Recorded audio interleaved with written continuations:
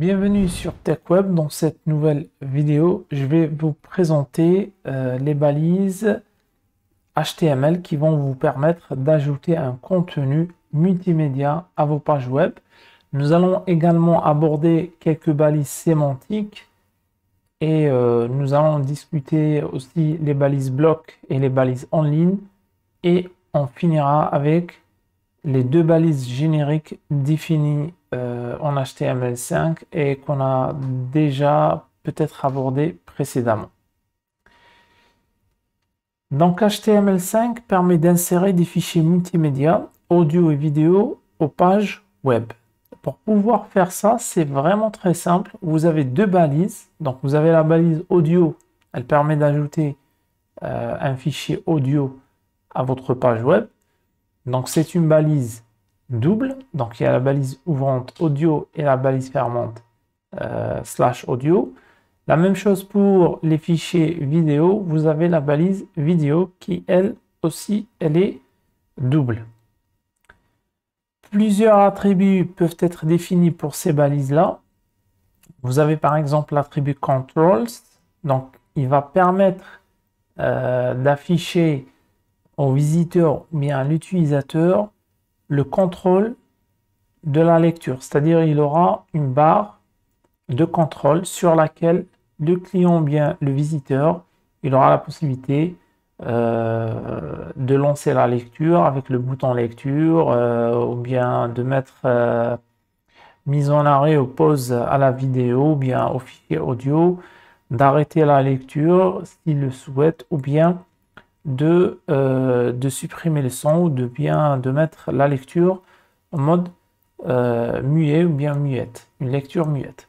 Vous avez l'attribut preload, donc il indique au navigateur web comment le fichier il sera chargé. La valeur known indique que le fichier n'est pas chargé avec la page, mais par contre par la suite lorsque le client souhaite le lire.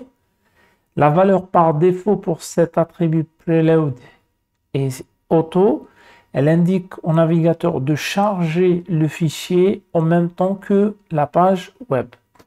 Autoplay, donc ça permet de lancer une lecture automatiquement dès que le chargement du fichier multimédia est terminé. Vous avez également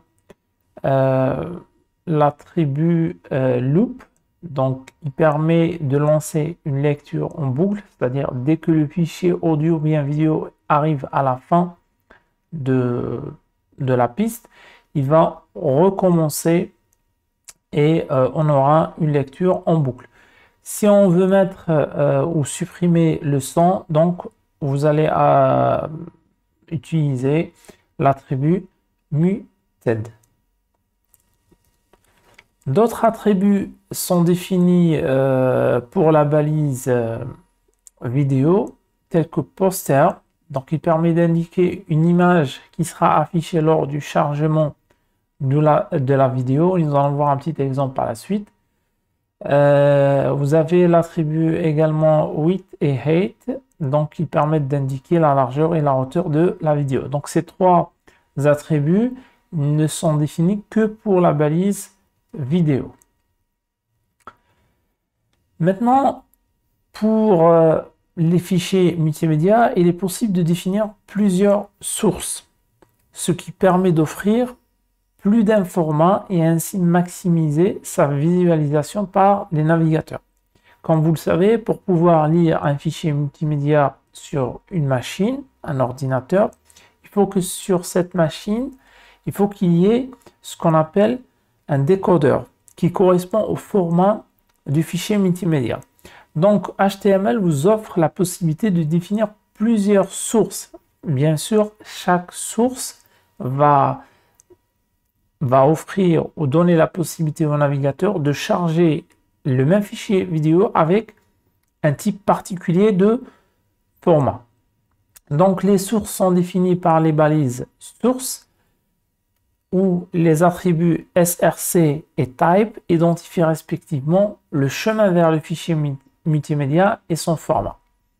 Sur l'exemple qui est présent sur ce slide, donc nous avons la balise vidéo qui est une balise double, donc elle est fermée tout en bas, vidéo. Et à l'intérieur, donc la première ligne, la deuxième, ça, ce n'est que des commentaires. Troisième ligne, on a une balise source. C'est une balise simple. Donc, il n'y a pas la balise source ouvrante et la balise source fermante. Alors, deux attributs, SRC. Donc, SRC, nous allons indiquer le chemin vers la vidéo qui a le format, par exemple, MP4. Et au niveau de type, nous allons indiquer quel est le format de ce fichier multimédia. Là, c'est une vidéo, donc c'est vidéo / MP4 pour le format MP4. Nous avons une autre source, une deuxième source, donc la même chose, le chemin vers cette deuxième source. Et on doit ensuite indiquer, à l'aide de l'attribut type, le format de cette source-là. Et dans ce cas, c'est vidéo / le format OGG. Maintenant, le navigateur, lorsqu'il va charger la page qui contient cette balise vidéo, donc si lui, il arrive à lire le format MP4, donc il va lire la première source. Par contre, s'il n'arrive pas à lire le format MP4, donc il va essayer de lire la deuxième source. S'il n'arrive pas à lire la deuxième source également, à ce moment-là, il va nous afficher le message qui est tout en bas. N'oubliez pas, ça c'est un commentaire, il commence ici, il se termine à ce niveau-là. Et la dernière ligne, juste avant la fermeture des vidéos, il y a un message ou du texte. Et c'est ce texte-là qui sera affiché si jamais le navigateur n'arrive pas à lire une des sources qui sont définies au niveau de la balise vidéo. Donc nous allons peut-être faire un petit peu de pratique avec un petit exemple. Donc j'utilise toujours l'éditeur VS Code. Je vais créer un nouveau fichier, par exemple vidéo.html. Donc, je vais créer la page web. Ensuite, je vais par exemple changer le nom ou le titre de ma page. Ensuite, je souhaite ajouter un fichier multimédia. Par exemple, dans mon cas, je vais prendre une vidéo que j'ai déjà au niveau de mon répertoire vidéo / vidéo1.mpg. Par exemple, je souhaite qu'il y ait une barre de contrôle. Je souhaite que la vidéo puisse être lue automatiquement dès qu'elle est chargée, donc autoplay, et nous allons faire un petit test. Donc je vais démarrer mon serveur live. Donc il est démarré au niveau du port 5500. Donc et voilà la vidéo maintenant.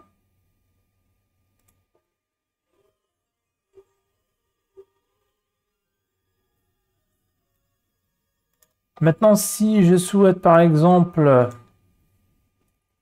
rendre la vidéo muette, donc je vais mettre l'attribut muted et je vais charger la page de nouveau. Et donc, je ne sais pas si vous remarquez, mais en tout cas, le son, il est supprimé pour cette vidéo. Maintenant, si je souhaite définir des sources pour cette vidéo. Donc, comment on fait? C'est assez simple.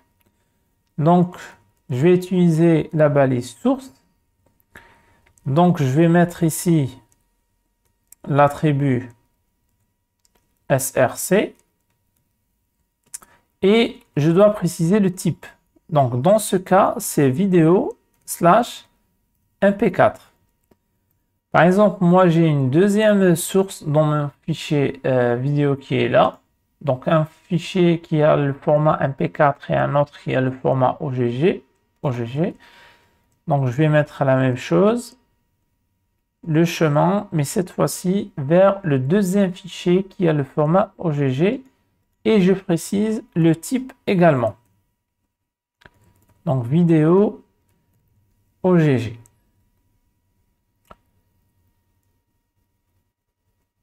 Et nous allons faire un petit test. Donc, bien sûr, sur ma machine, j'ai la possibilité de lire les deux formats. Donc, c'est pour ça que j'arrive à lire la vidéo. Maintenant, si on souhaite, par exemple, définir un poster pour la vidéo. Donc, je vais mettre poster. Avant cela, je vais faire autre chose. Je vais définir une largeur, une hauteur. Par exemple, la largeur, ce sera 640. Et la hauteur, elle sera 480 pixels. Donc, voilà ce que ça donne. Donc, je vais essayer de faire maintenant la même chose, mais je vais définir un poster, par exemple. Le poster, donc, ce sera une image qui va être affichée dès que la vidéo elle sera chargée. Et par la suite, l'utilisateur, si jamais il va lancer la lecture, bien sûr, le poster ne sera plus visible. Donc, par exemple, poster reçoit. Moi, j'ai une image qui se trouve dans mon répertoire images slash et je donne le chemin vers l'image poster. Donc, voilà maintenant le poster qui est affiché. C'est une simple image, bien sûr. Et dès que je vais commencer la lecture du fichier multimédia ou bien de la vidéo, bien sûr, le poster, il va disparaître. Voilà. Donc, je trouve que vraiment, c'est assez simple d'ajouter des fichiers multimédia. Donc, vous aurez l'occasion de refaire tous ces exemples. Si jamais vous aurez des difficultés, j'espère que non, mais si jamais vous en aurez, donc vous êtes libre de poser des questions au niveau de la section commentaires. Donc, nous allons continuer avec la présentation.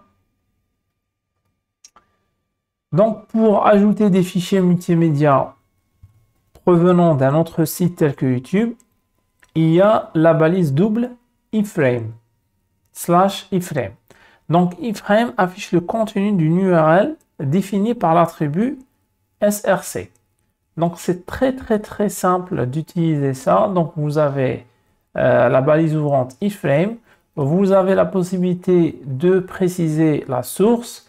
Donc, puisque la source elle est hébergée sur un autre site, il faudra donner une URL absolue. Donc, https et vous donnez le chemin complet vers la vidéo ou bien le fichier source.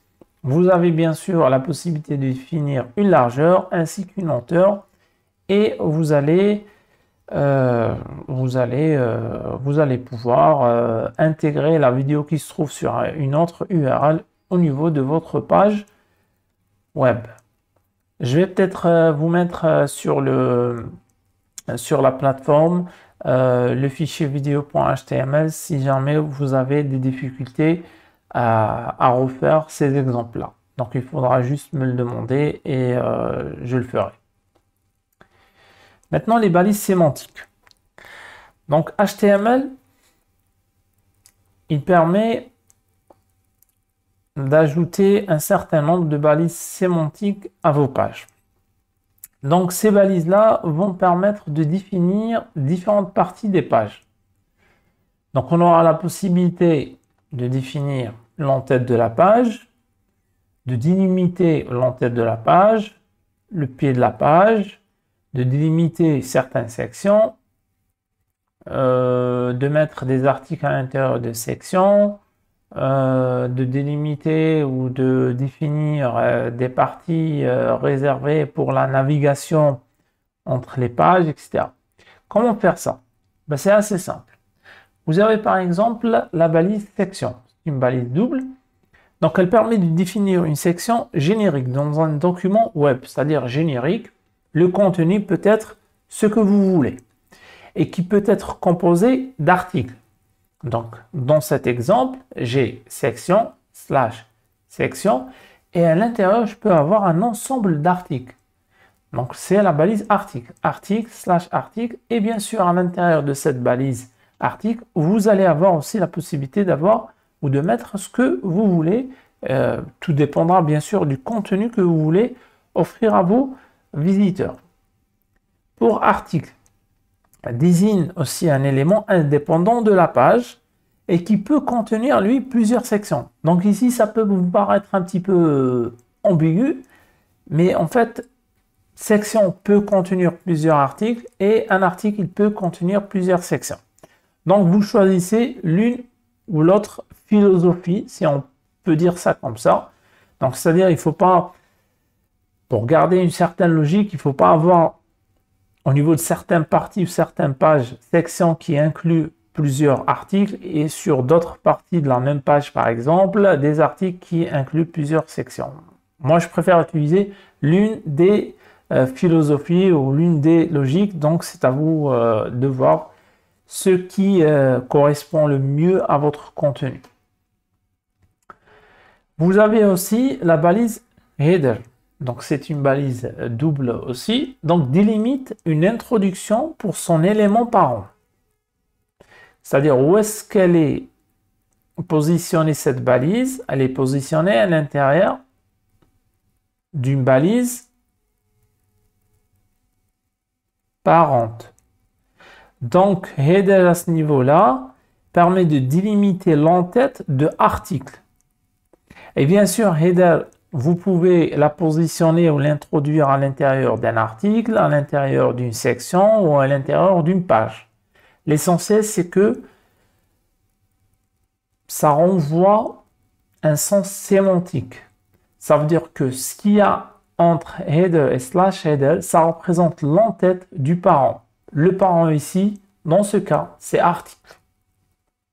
Et bien sûr, header peut contenir ce que vous voulez. Ça peut contenir un paragraphe, un titre, un tableau, des images, des vidéos. Tout dépendra de vos besoins. La même chose pour footer. Donc, identifie le bas de son élément parent, qui peut être une section, un article ou bien la page. Donc, par exemple ici, footer, je n'ai pas précisé son parent, mais je peux dire que son parent, c'est la page web elle-même, c'est-à-dire c'est la section body de mon document HTML. Et à l'intérieur, bien sûr, vous pouvez ajouter ou introduire les balises dont vous avez besoin. Il y a aussi la balise nav. Donc, elle permet de délimiter une section regroupant des liens hypertextes vers d'autres pages ou d'autres zones de la même page, ce qui assure la navigation client. Essayez de suivre l'exemple suivant. Donc, nous avons ici la balise nav, /nav, et à l'intérieur, nous avons positionné des balises A. Ça veut dire des liens hypertextes. Donc ici, par exemple, bon, les href, j'ai mis un petit peu n'importe quoi. Mais l'idée, c'était quoi? Et on va le faire par la suite énormément de fois ou plusieurs fois. Nous allons avoir à ajouter des balises nav dans nos pages. L'idée ici, c'est de vouloir créer un menu pour la page. Donc, il faut le délimiter avec la balise nav. Ce n'est pas une obligation. Mais si vous voulez bien utiliser HTML5, vous allez être un petit peu amené à utiliser ces balises-là. Et moi, je recommande l'utilisation de ces balises sémantiques. Donc ici, par exemple, nous allons avoir un lien HTML, un lien CSS, un lien JavaScript et un lien, par exemple, jQuery. Et l'utilisateur, par la suite, lorsqu'il va appuyer sur HTML, donc il va être envoyé vers la page HTML, CSS, il sera envoyé vers une page qui présente le CSS, et si jamais il clique sur JavaScript, il sera envoyé vers une page qui introduit JavaScript, par exemple. La même chose pour jQuery. Si jamais il clique sur jQuery, il sera envoyé vers la librairie jQuery. Et par la suite, quand on va voir le CSS, donc nous allons exploiter le nom de cette balise pour pouvoir attribuer une certaine mise en forme pour ces liens-là. Maintenant, la balise aside. représente une section dont le contenu est lié au contenu principal de la page web. Donc, c'est délimité par la balise double aside. Et à l'intérieur, vous allez mettre un contenu qui est en rapport avec le contenu principal de la page web. On retrouve par exemple ça sur des sites. Comment donner un exemple clair? Par exemple, vous êtes sur un site de voyage, donc il va vous présenter certaines destinations ou bien une destination bien particulière et vous allez avoir une section aside qui va vous proposer une destination différente ou plutôt une autre destination qui a un lien direct ou indirect avec la destination principale que vous êtes en train de voir. C'est très utilisé sur les sites e-commerce. Je suis intéressé par un produit ou un type de produit particulier. Donc, je vais avoir au niveau de la page principale ce que je suis en train de chercher. Et à côté, il y a la balise aside dans laquelle je vais retrouver des objets ou des produits qui ont une relation, un rapport avec ce que je suis en train de chercher. En gros, c'est ça l'idée qui est derrière. Vous avez la balise figure aussi, donc elle permet de définir une section qui va regrouper des illustrations, des photos, des listings de code ou autres. Donc pour pouvoir l'utiliser, c'est assez simple. Vous avez figure / figure et à l'intérieur, vous allez disposer, comme moi je l'ai fait ici, par exemple, un bout de code. J'ai voulu définir un titre pour cette figure. Donc la figure, pas forcément qu'elle soit une image. Ça peut être une illustration, un diagramme, ça peut être des photos, des images. Ça peut être aussi un listing de code. Moi ici, ce sera un listing de code. Et je veux donner un titre pour cette figure-là. Donc vous allez pouvoir le faire en utilisant la balise Fig Caption / Fig Caption. Et entre ces deux balises ouvrantes et fermantes, bien sûr, vous allez positionner votre titre.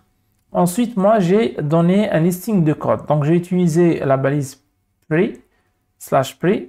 J'espère que vous vous en souvenez de cette balise. Donc, elle permet d'afficher ce qu'il y a à l'intérieur comme vous l'aviez écrit. C'est-à-dire sans ajouter ou sans le modifier.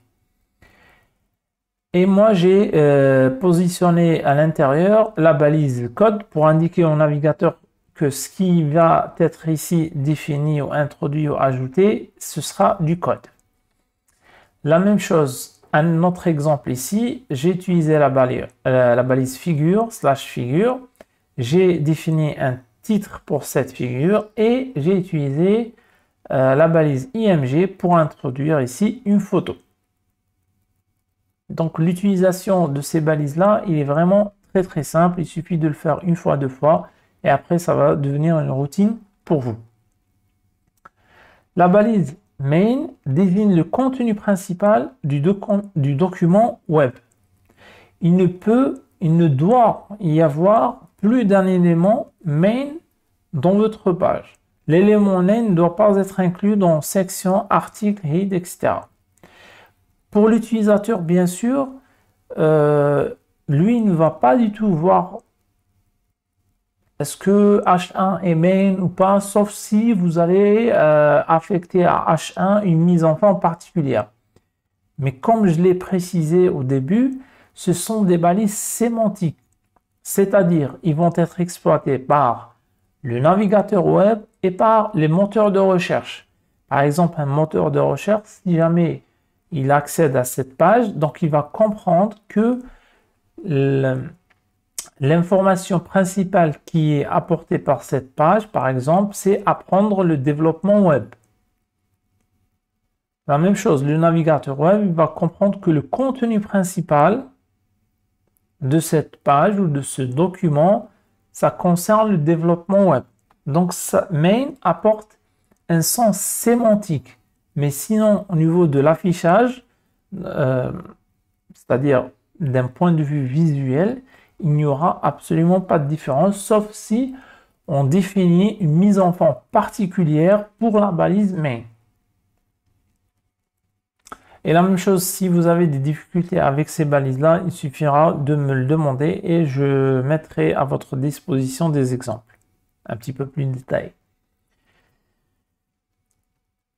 Maintenant, toutes les balises HTML, que nous avons déjà vu, et même au début de ce cours, quand on a introduit le langage HTML, nous avons dit que les balises HTML peuvent être classées en deux classes. Il y a les balises doubles et les balises simples. Les balises doubles, vous avez la balise ouvrante ainsi que la balise fermante, et à l'intérieur, vous pouvez ajouter ce que vous voulez comme balise ou bien comme contenu. Et les balises simples, bien sûr, il n'y a que seule balise et elle ne peut contenir aucune autre balise. En HTML, il est possible aussi d'avoir une autre classification des balises. Donc, cette classification est la suivante. Donc, les balises peuvent être divisées en deux catégories. Il y a ce qu'on appelle les balises blocs et les balises en ligne. Balises blocs et les balises en ligne, ou bien en anglais inline.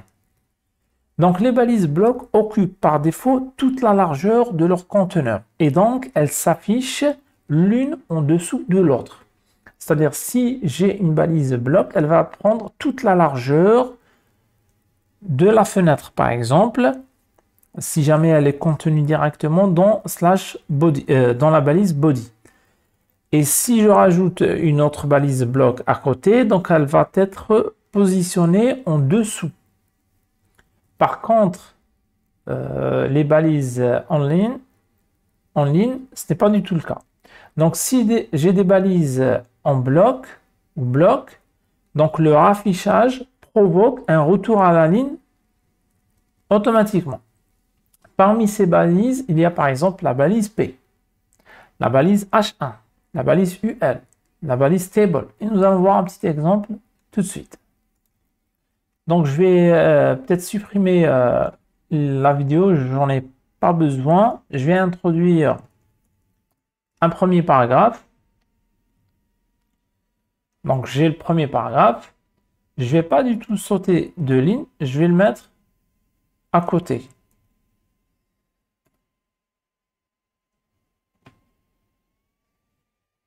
Donc, bien sûr, vous savez que même si moi j'appuie ici sur Enter, il y aura un saut de ligne au niveau du document. Mais par contre, du moment où je n'ai pas inséré une balise BR, donc il n'y a absolument pas de saut au niveau du document.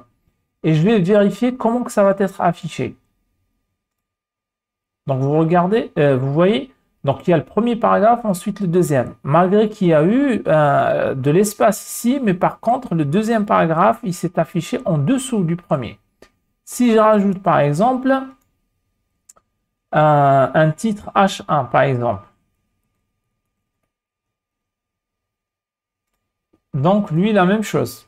Donc, il va occuper toute la largeur de l'élément parent. Ici, l'élément parent, c'est body. Donc, il va prendre toute la largeur de la fenêtre.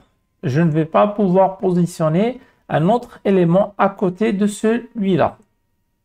Donc, ça, ce sont des balises en bloc. Bloc, pardon.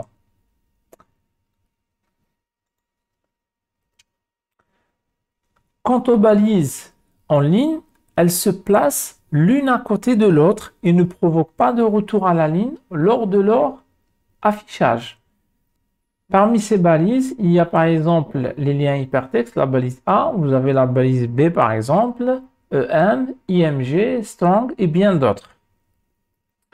Contrairement aux balises blocs, les balises en ligne peuvent contenir uniquement des balises en ligne et ne peuvent en aucun cas contenir des balises blocs.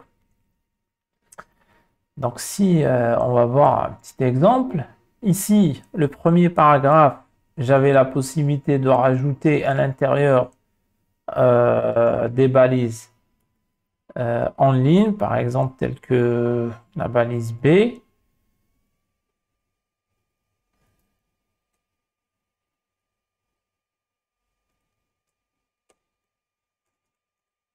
pardon, tel que ça. Donc, vous voyez, hein, j'ai le paragraphe et à l'intérieur, j'ai une balise B. Cette balise B, c'est une balise en ligne et le paragraphe est une balise bloc. Et ça ne pose absolument pas de problème. Par contre, lorsque vous avez des balises en ligne telles que B et vous essayez par exemple de définir à l'intérieur, par exemple comme ça. Donc par exemple, je vais mettre tout ça en gras par exemple. Voilà. OK.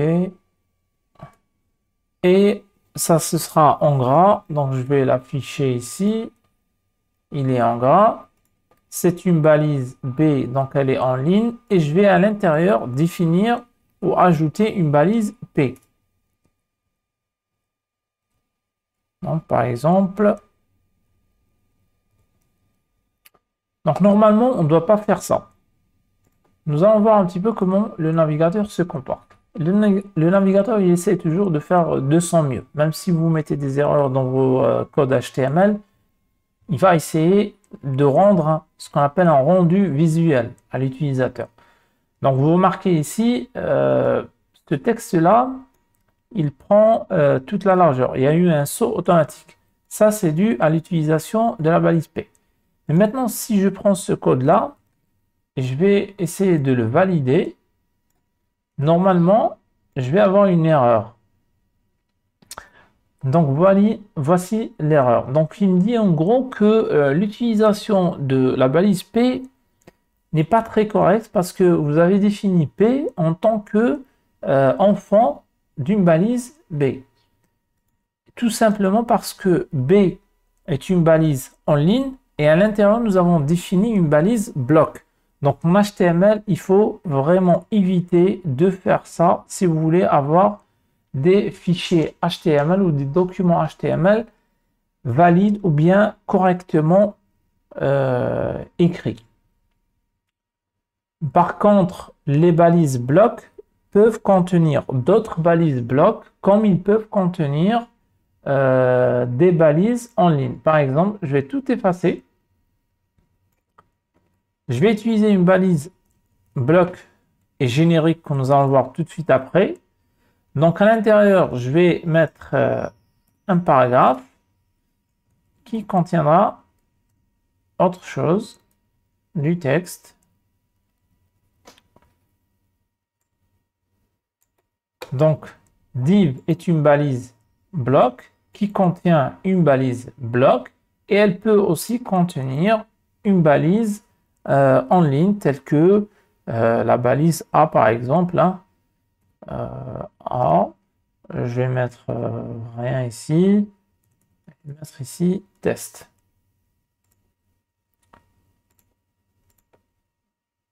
Normalement, je n'ai pas de problème ici. Peut-être qu'il va me générer une erreur pour... je vais copier, je vais essayer de le valider et de voir un petit peu qu'est-ce que ça va me retourner. Voilà. Il n'y a absolument pas d'erreur, même pour l'attribut href auquel j'ai affecté uniquement dièse. Donc l'idée, c'est ça. Ou plutôt la logique, c'est ça. C'est de ne pas